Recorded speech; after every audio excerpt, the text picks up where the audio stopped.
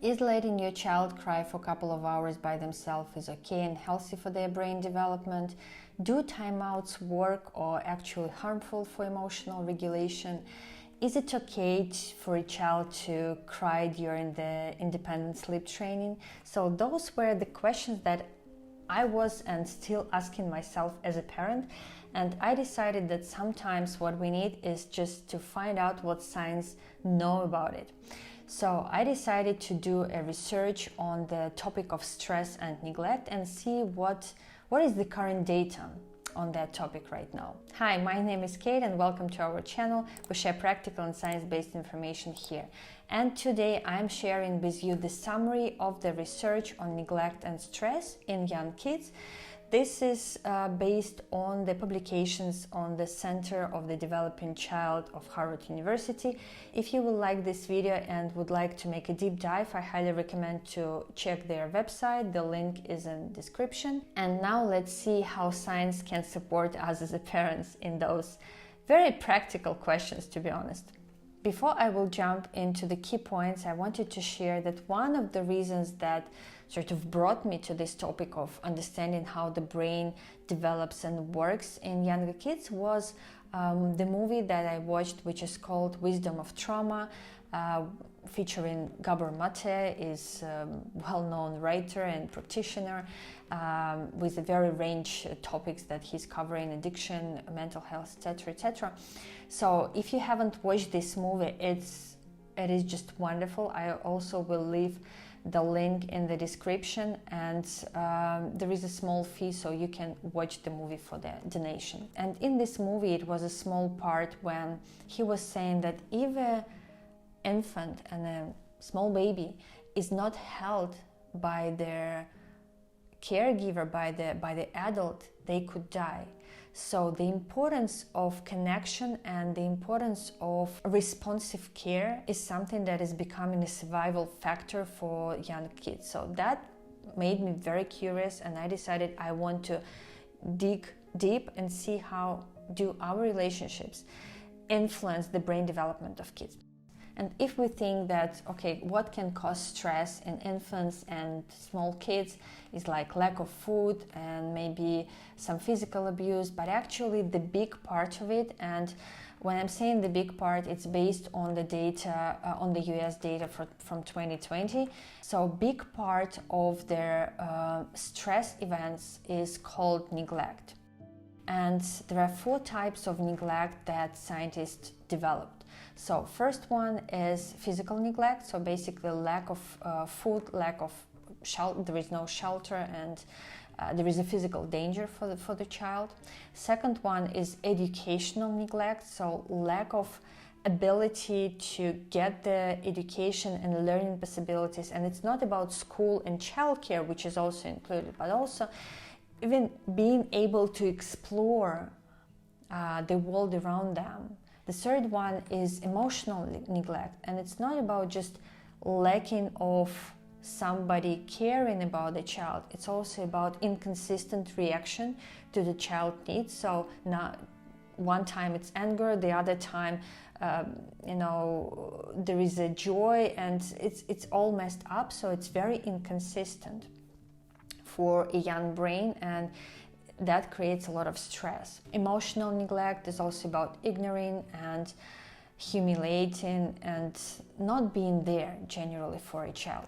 And the last one is medical neglect, so lack of the possibility to access medical services and medical support which is needed. And today I'm going to focus a little bit more on the emotional neglect, because I think this is something that we as parents sometimes neglect as a factor. So our type of response that we given to the child, to the very small child who doesn't speak yet, so under 2 years old, under 3 years old, this by itself could create stressful conditions and will affect the way the child's brain develops. So for example, I have a meeting and my child is sleeping in the next room, and everybody is working remote right now, and he wakes up and he starts to cry, but I cannot go there because I'm on a meeting. And if this happens once or twice, it's okay, it doesn't matter, because I will go and I will hug and I will compensate the stress that he was experiencing. But if this is happening on a regular systematic basis, that creates a chronic stress condition, and that will trigger the stress response system of a body, which will then affect how the whole brain system develops. It is important to understand here that we are not talking about like meeting child's needs 100% of the time, and actually we have a very nice interview with David Elliott here. You can check it out on the importance of being good enough parent, not perfect, good enough. So meeting 50-70% of the time the needs of a child, this is good enough, and that's important to keep in mind as well, so that we shouldn't try to get it right all the time. Actually, it's going to be harmful probably by itself. So now, what is the effect of the neglect on the child's development? If a child on a regular basis faces irregular, inconsistent, or absent response from the primary caregiver, that by itself will influence their learning abilities, the problem solving, the future mental health of a child. And what was also surprising, that having this chronic irresponsiveness, let's call it like this, from the primary caregiver can cause more damage than even physical abuse. But it's also important to know that not all stress equal. So there is a healthy stress, which is very important for the brain development of our kids. So the healthy stress is something that kids could experience on a daily basis, where they explore the world around them. The cubes are falling and she couldn't put them in a tower, and it's all okay. It's very useful and it's very healthy for their brain. So we shouldn't worry about this positive stress. However, the chronic activation of the body stress response system will definitely affect the whole brain architecture. What is in our influence is how we can make sure that our relationships and we are as a parents are responsive to the needs of a child. And responsive also means consistent in our reaction, which is very important for the child brain development. Okay, what we can do to reduce this negative effect of chronic stress, and just do not probably even create the conditions where our kids experience this level of neglect, which actually can influence their brain development. So first of all is, of course, if there is an extreme conditions, the faster we can remove children from these stress conditions, the better.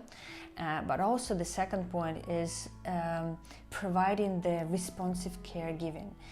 Responsive meaning there should be an adult who is not only responsive towards the physical need of a child, but also to the emotional needs of a child. When they cry, when they need soothing, when they need just being seen and being understood in their fullness, in their emotions, negative or positive. So that's responsive caregiving. And we also know from scientific research that even being under very difficult, stressful and harmful conditions, kids who have at this time a responsive caregiver along them, that by itself can prevent or even revert the damaging effect of stress response. So to sum up, we know that stable and responsive relationships between caregiver and a child can actually buffer a lot of stressful events, and kids are quite agile, as we know them, under these stressful conditions, if they have this strong basis of the very strong relationships and somebody who is really responsive to their needs. And we also need to remember that there is a healthy level of stress that kids can tolerate, and it's okay because they learn, and they also need to gain some autonomy, and the stress that is related to getting this autonomy is actually very healthy and useful for their brain development and for their further mental health. Now, knowing this information, what is your answer to these original questions that we discussed? Like, do timeouts work, or they are not really healthy for the brain development? Is it okay to leave a child to cry for several hours by themselves, or does independent sleep training is okay or it's not healthy for the brain development. I'm interested, what do you practice as a parent? What is your gut feeling? And also, how do you relate to this science data that I shared with you? So thank you for watching this video, and please don't forget to like it if it was useful, subscribe to our channel, and see you next week.